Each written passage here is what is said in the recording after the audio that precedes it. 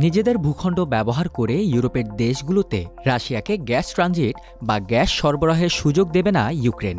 দেশটির president Volodymyr Zelensky এক বক্তব্যে এমনটি জানিয়েছেন।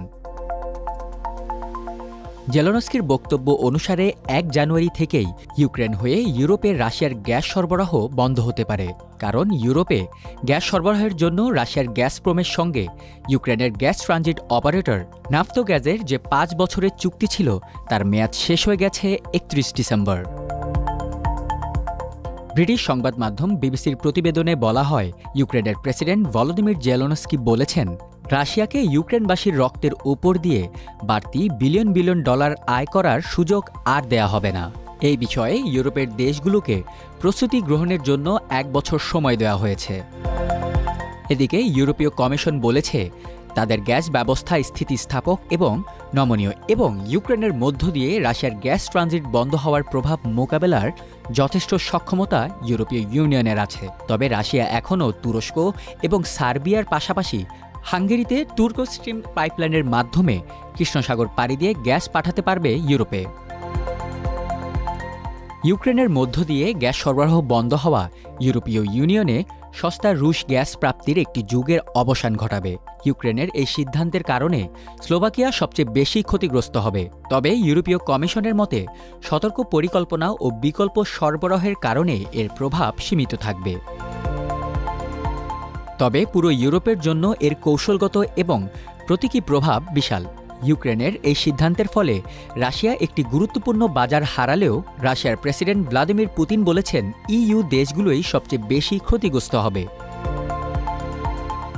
রাশিয়া ২০২২ সালে ইউক্রেনে আক্রমণ শুরু করার পর থেকে ইউরোপীয় ইউনিয়নের দেশগুলো রাশিয়া থেকে গ্যাস আমদানি উল্লেখযোগ্যভাবে কমিয়েছে। তবে পূর্ব ইউরোপের কিছু দেশ এখনও এই সরবরাহের ওপর ব্যাপকভাবে নির্ভরশীল। এসব দেশে গ্যাস রপ্তানি করে রাশিয়া বছরে ৫.২ বিলিয়ন ডলার আয় করে। ২০২৩ সালে ইউরোপীয় ইউনিয়ন যে পরিমাণ গ্যাস আমদানি করেছে তার ১০% ছিল রাশিয়ার, অথচ ২০২১ সালে এই পরিমাণ ছিল ৪০%। তবে স্লোভাকিয়া এবং অস্ট্রিয়া সহ কয়েকটি ইইউ সদস্য রাষ্ট্র এখনও উল্লেখযোগ্য পরিমাণে রাশিয়ান গ্যাস আমদানি করছে। ইউক্রেন হয়ে রাশিয়ার গ্যাস সরবরাহ বন্ধ হলে মারাত্মকভাবে ক্ষতিগ্রস্ত হতে পারে মলদোভা, কারণ দেশটি আর ট্রানজিট ফি পাবে না। পাশাপাশি দেশটি রাশিয়ার গ্যাসের ওপর ব্যাপকভাবে নির্ভরশীল। রাশিয়ার গ্যাস মলদোভার একটি বিদ্যুৎ কেন্দ্রে জ্বালানি সরবরাহ করত এবং এই বিদ্যুৎ কেন্দ্রই মলদোভার বেশিরভাগ বিদ্যুৎ চাহিদা মেটায়। মলদোভার জ্বালানি মন্ত্রী কনস্টান্টিন বোরোসান বলেছেন, সরকার দেশে স্থিতিশীল বিদ্যুৎ সরবরাহ নিশ্চিত করার জন্য পদক্ষেপ নিয়েছে, তবে নাগরিকদের জ্বালানি সাশ্রয় করতে হবে।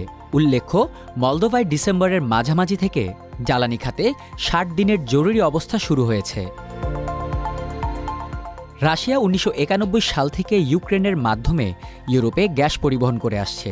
ইউরোপীয় ইউনিয়ন রাশিয়ার গ্যাসের উপর নির্ভরশীলতা কমিয়ে এনেছে এবং বিকল্প উৎস হিসেবে কাতার ও যুক্তরাষ্ট্র থেকে তরলীকৃত প্রাকৃতিক গ্যাস এলএনজি এবং নরওয়ে থেকে পাইপলাইনের মাধ্যমে গ্যাস সংগ্রহ করছে।